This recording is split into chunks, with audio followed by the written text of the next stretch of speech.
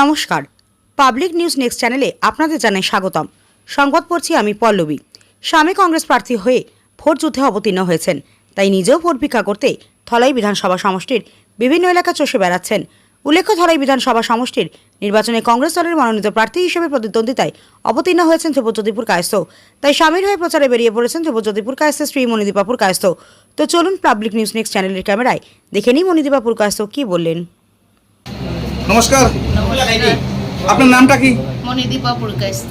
ও, আপনি তো ধলাই যে কংগ্রেস ক্যান্ডিডেট প্রার্থী, ওনার ওয়াইফ না? হ্যাঁ, আমি ওনার সহধর্মিনী। হুম। আমরা এই কদিন থেকে যা কাজ করছি, আমার আরো নিয়ে গ্রুপ নিয়ে আমার দিদিরা আছে, তো আমরা যে অনেকটা বাড়িতে গেছি, আমরা ভালোই রেসপন্স পাচ্ছি। বা কোনো কোনো জায়গায় হয়তো কখনো আমার হাজবেন্ডেরও যাওয়া হয়নি, কিন্তু ওগুলোতে আমরা আবার পৌঁছে গেছি।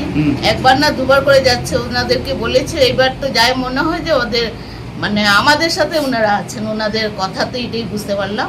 তো এটাই আমার ভালো লাগলো যে না, ওদেরকে জিজ্ঞেস করলাম। তো জনগণ কি বলছেন?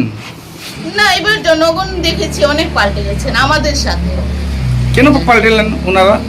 এতদিনের এত কিছু ওই মানে বিজেপি সরকারের যেগুলো মানে প্রতিশ্রুতি বা অনেক কিছু দেওয়ার কথা, অনেক কিছু ওনারা মানে যা যন্ত্রণা ছিল আমি পুরো জানি না, কিন্তু মিথ্যা প্রতিশ্রুতি ছিল, এই দেব সেই দেব। বা জিনিস আমরা তো নিজেরাই বুঝতে পারছি জিনিসপত্রের দাম। আজকে আমরা মানে আমরা গৃহকর্মী, আমরা ঘরে থাকি, আমরাই তো সংসার চালাই। তো আমরা রোজ বুঝি যে জিনিস কিছু মানে আমাদেরকে একটা বাজেট দেওয়া হয় যে এই বাজেটে সংসারটা চালাতে হবে, কিন্তু আমরা যখন চালাই তখন আমরা বুঝি যে এই বাজেট দিয়ে আমরা পারি না, কারণ জিনিসের দাম আগুন দাম।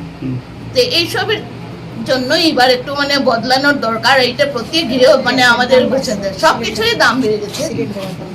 আর বিশেষ করে কোন কোন সম্প্রদায়ের কাছে গেছেন আপনি? আমরা সবার কাছেই গেছি। আমরা মানে সম্প্রদায় তো আমরা মানি না, আমরা সবার কাছে, সব আমাদের কাছে সমান। বাগানে গিয়েছিলেন? বাগানেও গেছি আমরা। বাগানের কি প্রবলেমগুলো? বাগানের প্রবলেম এখন সত্যি কথা বলতে, বাগানে এত বড় মিটিং টিটিং আমরা করিনি, এমনি যা একটু ওদের সাথে মানে ডোর টু ডোর গেছি। তো ওদের এইটাই দুঃখ যে আমরা অনুদান পাইনি। এই কদিন আগে আমার একজন হয়তো বললো আমাকে 9,000 দিয়েছে, 4জন বলছে আমরা তো পাইনি। এই যে 260 টাকা করে ওদের ইয়ে ছিল, ওদের যে টাকাটা পায় আর কি, হাজিরাটা।